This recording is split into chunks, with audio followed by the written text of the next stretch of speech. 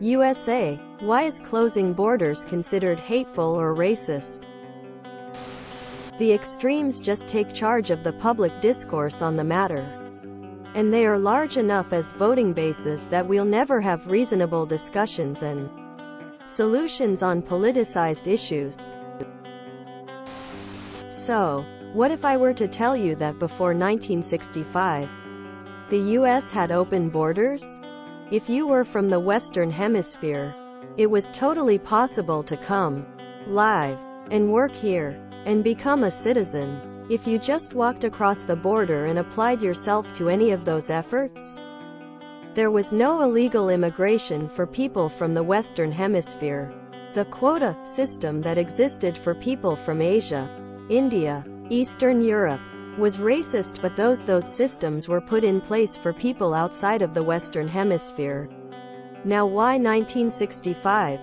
Because that's when civil rights in the US were being granted. That's when Black Americans, for the first time, were given rights and protections that only white citizens enjoyed. And the white Americans at that time were terrified that the Black Americans would team up with the Hispanics and make them a minority. This was a massive panic for white people at the time. And while they couldn't make a law anymore explicitly racist, they could, for the first time, start to say if you're from south of our borders, your kind is not welcome here. And if you look at the debates around that 1965 legislation, it was explicitly racist, and motivated by racism, and fear that whites would lose power and their share of the population. After all, now Black Americans had rights. What would happen if everyone had them and wanted to come here? You can look at outlets today. Talk about the replacement theory. That's the exact thing they were saying in 1965. To drum up fear and pass the bills that closed the borders and dehumanized the people on the other side. It's ironic, because it was Southern conservatives that mostly opposed these bills in '65, knowing full well that they were going to lose all or nearly all their seasonal workers. But anyway, the idea that there are illegals, and that asylum-seeking, job-seeking, family-having immigrants should be seen as criminals instead of human beings, came about because of racists, as a reaction to the fear they had about the civil rights era, and still persists, even if many have lost the origin of that fear. And the legacy of that is still racist. The language people use to dehumanize people from across the borders shows that they're doing so mostly for racial reasons even today. It's the history of this whole thing, with the knowledge that the only when it was mostly white people coming here had always had open borders and easy immigrations. That drives people to point out most of the attempts to make it more difficult here are still motivated by that same racism. It's a type of pulling the ladder up once you're on the roof. I legitimately don't understand how it's racist to say, we can't help the people who are already here, let alone large groups of another nation's poor. I mean, for starters, the Venn diagram of people who are saying that and people who are stopping us from helping the people who are already here is pretty much a circle. It is not hateful or racist to control immigration. The effort is on people crossing the border because it's showy and attracts headlines. The people against that kind of effect know it's a political stunt made by people who can't govern effectively. It is having an effect. Farmers are complaining that there isn't enough laborers to pick fruit. Farmers who donate to people who made crossing the border dangerous. The effort should be on people who came here legally with visas and did not leave when it expired. That's the majority of illegal immigration. It is not crackdown because it isn't attention grabbing to deport a person who stayed after the visa expired. Most illegal immigration is from people coming here legally and overstaying their visas. Since that is never talked about when it comes to closing the borders and giving Americans hatred For anyone not white and European, it just ends up being a bunch of mostly white people using illegal immigration as a dog whistle to mean, keep the brown people out. I think you're asking the wrong question. The way you know that you're asking the question is you never hear people talking about closing the Canadian border. So it isn't about open borders, which is a catchphrase and not true. Well, actually, check out northern Maine. Those are open borders. We gave poor people an extra child welfare check during the pandemic. And it brought millions of kids out of poverty. It expired recently because every Republican and Joe Manchin voted against it. And it threw millions of kids back into poverty. So we know how to help poor people in the US. But our elected officials choose not to do it. Thanks for asking this. Things are never as simple as open borders. Or build a wall. The reality is the US relies on immigration for lots of jobs nobody wants to do. And it'll tank our economy if we actually crack down on illegals. It's a fact nobody likes to talk about. We kind of rely on paying a lot of people under minimum wage to keep prices low. The border is closed, but you can't kill people for crossing it since this isn't East Germany. And you aren't supposed to turn away refugees without hearing their plea. The charge of racist comes about from the venom some people use in talking about immigrants and refugees. If you want more border agents or more judges to process the refugees, then you have to pay for it. One party screams bloody murder about the border but refuses to appropriate the funds necessary to do so. Money is appropriate by Congress, not by the president. If you want more to be done about the border, then write your congressperson and tell them to appropriate more money. Assuming you actually want to know, most migrants come via planes. And that includes those who come illegally. The people crossing our southern borders are actually by majority refugees seeking asylum from violence created in their country by cartels that exclusively sell drugs to the US on such a scale. They have larger armies than their respective governments. The only reason to shut down the borders is to prevent refugees from legally requesting asylum in masses. Which the reason most white nationalists want to do that is because they believe that with a generation or two white people will be a minority due to migrants coming and having children. Why it's racist is because it's using an established legal system to deny human beings a right they should enjoy by law based on their skin color. The right to seek asylum from violence. Violence our society is the root cause of.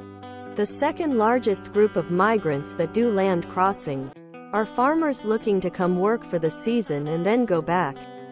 Closing the border actually traps them here where they don't want to be for much of the year. This then keeps them from coming back when they do get home. And that causes a labor shortage that American workers will not fill. Farmers have been losing millions in rotting crops because no one wants to do it. If you truly wanted to stop illegal immigration, change the way funds are divided between Border Patrol and immigration courts. Border Patrol gets the lion's share and does almost nothing effective with it. And the courts are backlogged into next decade. With more efficient courts comes more approved work visas for a season. And less seasonal migrants just hopping the fence. Again, the majority of illegal migrants come on planes. Shutting the border down will do nothing to stop that. It's not racist by itself. It is racist because behind the cry of "secure the borders" is always an emphasis on the southern one, never the northern one, and never anything focused on cracking down on people from predominantly white European countries from overstaying their visa. It's more methodology than anything else. A border wall would be a massive waste of money in curbing illegal immigration. Most illegal immigration is done legally. A person legally enters the USA then just doesn't leave. There are more effective ways to handle undocumented immigrants from entering, such as an E-Verify system for employment and harsher penalties for people who hire them. We could also improve resources for CBP at legal ports of entry. The wall is seen as a useless waste of money and a monument to bigoted ideology.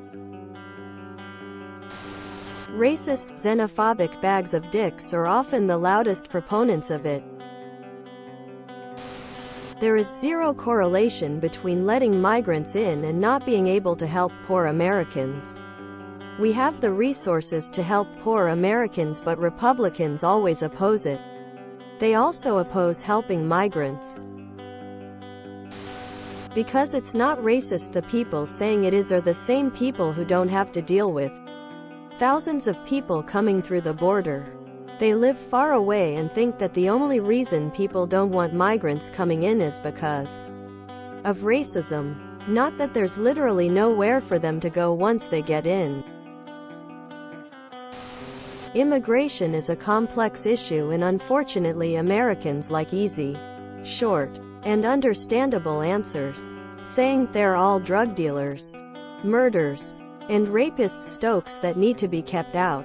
A wall gets votes. Over half of all illegal immigration is overstayed work visas. Legal immigration from Mexico can take 20 years. Instead of revamping our archaic lottery visa system to stem illegal border crossings or make a job-to-residency program for good hard-working immigrants filling undesirable roles, we get fired up over punitive measures for a perceived threat. The perceived threat is the inherent racism. The lack of addressing the basic facts of the situation is ignorant. Our solution is costly and will go nowhere. There is usually more than a little whiff of racism below the covers. When they say, "close the border," they really mean the southern one. When they talk about chain migration, they are talking about brown people, not the family of the former president or a particular candidate big in the press right now. There is also a bit of whitewashing immigration history. It isn't automatically relevant, but if you have a white face in this country, then it is more than likely your ancestors were another nation's poor. They were the equivalent to the poor Guatemalan. So to now apply a standard to these migrants, oh, no, they are poor, who have certain common physical features, makes me wonder what is really motivating the anti-immigrant sentiment. Again, what we did in the past isn't immediately relevant to the right now. Just that if you ask 10 Americans whether their ancestors were dirt poor like present-day Central Americans are now, they will tell you they weren't. In the majority of the cases they are wrong. For every one Nikola Tesla there were 1,000 poor schlubs. We are the ancestors of the schlubs, not the Teslas. Academically this discussion can be had. I just haven't ran into many times when this statement was made where I thought it was being done in genuinely good faith. Until fairly recently, it was primarily only conservatives calling for border security. Naturally, they were called racists for it. Now that the immigrants are flooding into blue cities, liberals are also calling for border security. Naturally, they aren't racist for saying it. This comment is, of course, dripping with sarcasm. Every other country in the world controls their borders. Illegal immigration and legal immigration are two different things. The U.S. continues to attract the best and the brightest from around the world. Legally, almost nobody screaming about the borders is actually affected by it in any way. They only care because the immigrants coming in mostly have darker features. Not because they're being negatively affected by it. Because they aren't. If you enjoyed this video, please check out our playlists full of similar content. TooAfraidToAsk is like doom scrolling for your ears. Please like, share, and subscribe.